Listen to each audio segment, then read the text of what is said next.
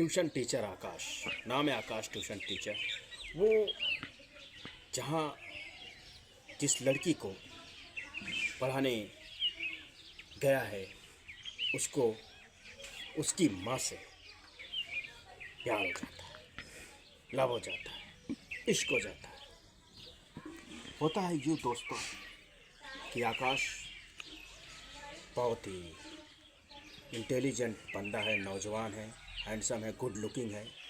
उम्र उसकी अभी 30 साल है और ब्रांडेड कपड़ा पहनता है, ब्रांड लगता भी है, पढ़ा लिखा एकदम जीनियस है। उसके बाद मैथ और अंग्रेजी इस तरीके से पढ़ाता है कि उसके पढ़े हुए बच्चे कभी फेल नहीं होते। वो मैथ और अंग्रेजी का ज्ञाता है, समझ लो प्रोफेसर है। और उसकी कोचिंग फीस बहुत ज़्यादा है क्योंकि उसके पढ़े हुए बच्चे कभी फेल नहीं होते।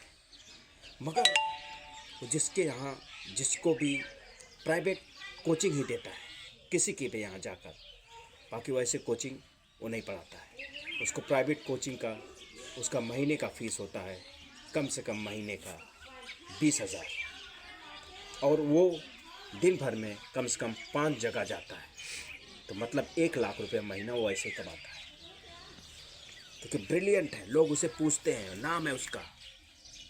जी हाँ, मैं बात कर रहा हूँ आकाश, जो लखनऊ गोमती नगर का रहने वाला है, जहाँ पर वो उसकी पूरी फैमिली रहती है। और वो ब्रिलियंट, सिर्फ कोचिंग उसका अपना कोई संस्था नहीं है मगर कोचिंग पढ़ाने में वो विख्यात है। तो गोमती नगर में ही एक जगह वो कोचिंग पढ़ाता है जिनका नाम है सिंघानिया, रीमा सिंघानिया। रीमा सिंघानिया जो है, जिनके पति का नाम है समीर सिंघानिया, जो बहुत बड़े बिल्डर हैं। पैसे की कोई कमी नहीं है, पैसा अथाह है।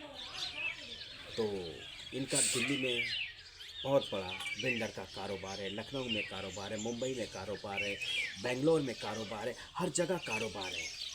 और समीर सिंघानिया हर जगह आता जाता रहता है और घर में सिर्फ बेटी और पत्नी रहती है।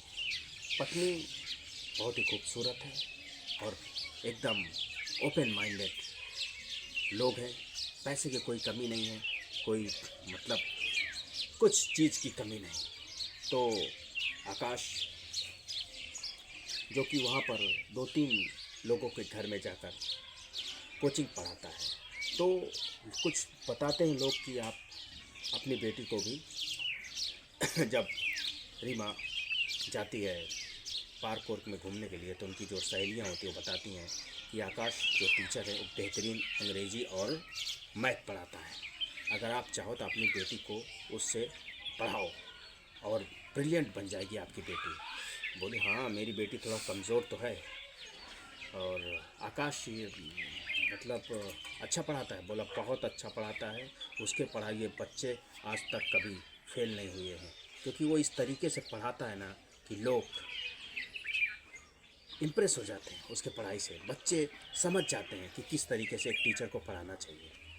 तो ठीक है, अगर उसका नंबर हो तो दे दो, मैं भी अपनी बेटी को पढ़ाती हूँ उससे। तो उसकी जो सहेली रहती है सोनाली, वो रीमा को नंबर दे देती है और रीमा जब नंबर पा जाती है तो वही गार्डन में ही उससे फ़ोन लगाती है आकाश को। आकाश फ़ोन उठाता है, उसके बाद रीमा बोलती है हेलो कौन? बोलता है आकाश। बोलता है मैं रीमा बोल रही हूँ। कौन रीमा? तो गोमती नगर में आप पढ़ाने आते हो ना? हाँ हाँ आता हूँ। तो जहाँ आप शालिनी के बच्चे को पढ़ाते हो उसके बगल में ही मेरा बंगला है और मेरी भी एक बच्ची है, उसको पढ़ाना है। उसकी मैथ और अंग्रेज़ी बहुत कमज़ोर है, क्या आप पढ़ा सकते हो? क्या आपके पास वक्त है पढ़ाने का? बोला हाँ, पढ़ा क्यों नहीं पढ़ा सकता हूँ, मगर मेरी फ़ीस महीने की 20,000 है। मैं किसी भी तरीके से समय निकाल के आपके बेटी को भी पढ़ा दूँगा। बोला ठीक है, पैसे की कोई बात नहीं, आप आओ पढ़ाओ, अगर आप अच्छा पढ़ाओगे आपको 20,000 रुपया मिलेगा। बोला ठीक है। तो कब से आ रहे हो आप? और कब से क्या, आज शाम को 4 बजे शालिनी के घर में आता हूँ, फिर 5 बजे आपके बेटी को क्लास दे देता हूँ। बोला ठीक है, आ जाओ 5 बजे। तो 4 बजे जैसे 4 बजता है, शालिनी के यहाँ पढ़ाने के बाद आता है रीमा के यहाँ। रीमा के यहाँ जब दरवाजे की बेल बजती है और आकाश की एंट्री होती है, एकदम हट्टा कट्टा नौजवान, बढ़िया एकदम। उसके बाद आता है और में तेज़ तर्रार है कि नहीं, तो पता चलता है कि वो उतनी ज़्यादा तेज़ है नहीं, इस पर बहुत मेहनत करने की ज़रूरत है। तो वो उसकी माँ को बोलता है लड़की बहुत कमज़ोर है। बोला हाँ वो तो है, इस पे मेहनत करने की बहुत ज़्यादा ज़रूरत है। आप इससे पहले कहाँ इसे पढ़ाती थी? अरे बोली कि पढ़ाती क्या थी, वो एक लोग आते थे, वो पढ़ा के जाते थे, लेकिन कुछ खास पढ़ा नहीं पाते थे, इसलिए आपका नाम सजेशन किया शालिनी ने, तो मैं बोला आपसे क्यों ना पढ़ाऊँ। बोला ठीक है, मैं तो एकदम ब्रिलियंट बना दूंगा इसे, मगर मेरे हर चीज़ पे ध्यान देना पड़ेगा और आपको भी मेहनत करनी पड़ेगी साथ साथ बच्ची के। बोला ठीक है मैं करूँगी। ठीक है। उसके बाद अब पहले दिन तो ये सब चर्चा हो जाती है, अब दिन दूसरा होता है। जब जैसे ही आकाश आता है तो मैडम जो है रीमा पहले ही खाना परोस देती। बोला पहले आप खाना खा लो, नाश्ता, शाम का वक्त है, नाश्ता तो करते होगे। बोला नहीं पहले पढ़ाई करते हैं, नहीं पहले नाश्ता कर लो। नाश्ता निकाल के लाती है, उसके बाद डाइनिंग टेबल पे दे देती हैं। जब दे देती हैं तो यहाँ पर वो नाश्ता करता रहता है और रीमा उसे बहुत ध्यान से ऐसे देखती रहती है, मगर वो नौजवान लड़का कुछ ध्यान देता नहीं है और रीमा उसे बहुत ध्यान से तिरछी नज़र से उसे देखती है, तो वो कुछ ध्यान देता नहीं। फिर उसके बाद चाय लेके आती हैं रीमा, चाय उसके हाथों में ऐसे पकड़ाती हैं और ऐसे हाथ से उनका हाथ छूता है तो कुछ अजीब सा रखे, मतलब इसको आकाश को महसूस होता है कि वो कुछ ध्यान नहीं देता है। बोलता कोई बात नहीं, चाय पीता है। उसके बाद फिर बच्ची को पढ़ाता है और उसको वर्क देता है कि इसको आपको करना है, और उनकी माँ को भी बोलता है देखो आप बच्ची जो मैं वर्क दी हूँ पूरा बच्ची को एकदम तैयार करना आपका भी कर्तव्य है, क्योंकि आप अगर अपने बच्चे को बेहतरीन तरीके से पढ़ाओगे तो वो बेहतरीन बनेगी। बोला ठीक है। उसके बाद वो चला जाता है। फिर तीसरे दिन आता है।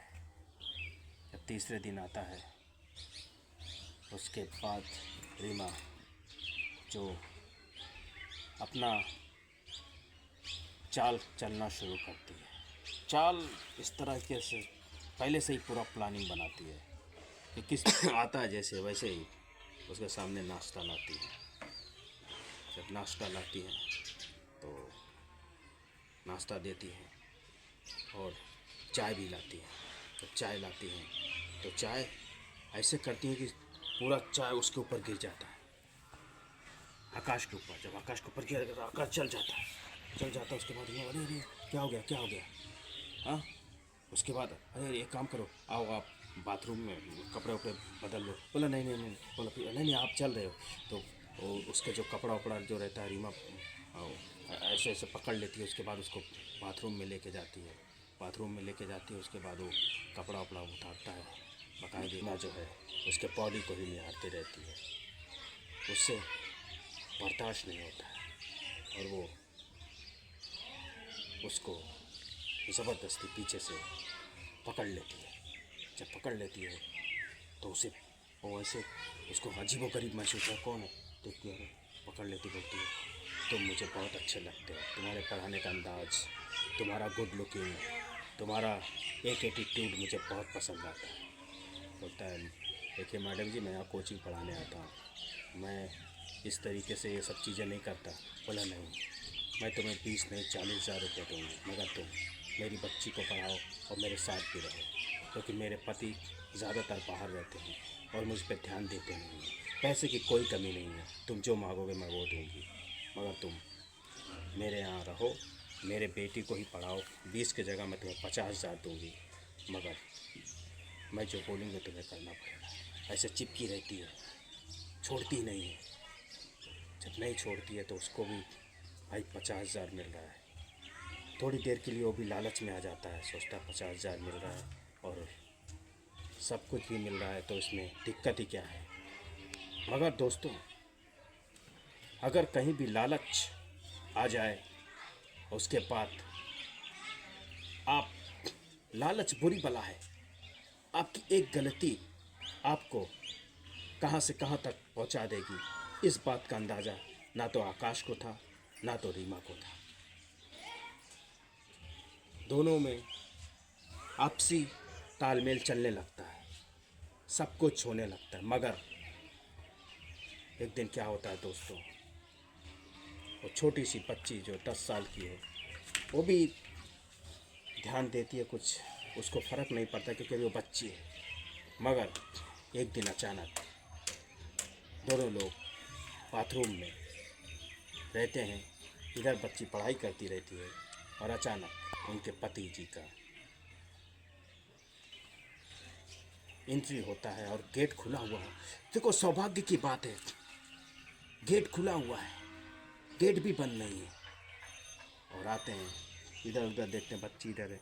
बच्ची से पूछते मम्मी क्या, बोलते मम्मी बाथरूम में। जब जाके बाथरूम में देखते हैं तो दोनों को रंगे हाथ पकड़ लेते हैं। जब रंगे हाथ पकड़ लेते हैं तो रीमा तो एकदम सिर नीचे झुक जाता है और बोलती है ये क्या है। तो रीमा बोलती है कुछ नहीं, ये जो है मुझसे मेरे साथ खुद ज़बरदस्ती करने के लिए मुझे यहाँ पर लेकर आया था। उसके बाद आकाश को फंसा देती है। अब आकाश करे तो क्या करे, क्योंकि वो रंगे हाथ पकड़ा जा चुका था। उसके बाद उसका पति आकाश को बहुत मारता है, उसकी इज्जत चली जाती है। वो गोमती नगर में जब मार खाता है तो आस पड़ोस के लोग भी छुट जाते हैं, जो और लोग भी पढ़ाते थे। कुछ लोगों को यकीन नहीं होता है, शालिनी को जो और 2-3 घर में जो पढ़ाता है, कि इस तरह से आकाश नहीं करता। लेकिन जब मार पड़ती है वो बेचारा शर्मिंदा होके उसको पुलिस के हवाले कर दिया जाता है। पुलिस के हवाले कर दिया जाता है, बेचारा करे तो क्या करे, क्योंकि वो रंगे हाथ पकड़ा जा चुका है। तो दोस्तों, इस तरीके से भी समाज में लोग हैं। आप लालच में मत पड़िए। 50,000 के लालच में आकाश ने आज अपने आप को जेल के सलाखों के पीछे पाया। क्यों पाया? क्योंकि उसका लालच उसे ले डूबा। और आप भी ज़्यादा लालच में मत पड़िए। लालच बुरी बला है, ये हमारे बड़े बुजुर्ग कह गए हैं। अगर आपको लालच है तो लालच हटा दीजिए, लालच में मत पड़िए। आपको अगर नमक रोटी मिलती है, नमक रोटी में खुश रहिए। आप 20,000 पा रहे थे, 20,000 में खुश रहिए। अगर आप 10,000 पा रहे हैं, 10,000 में खुश रहिए। 50,000 में अगर अचानक कोई आपको 50,000 1 लाख रुपया देगा, इसका मतलब आप गलत रास्ते पे जा रहे हो। तो दोस्तों, आज की कहानी से मुझे शिक्षा मिलती है कि हमें लालच करना नहीं चाहिए। तो अगर आपको हमारा ये वीडियो पसंद आ रहा है तो लाइक करो, शेयर करो, मेरे चैनल को सब्सक्राइब करो। तब तक के लिए लव यू।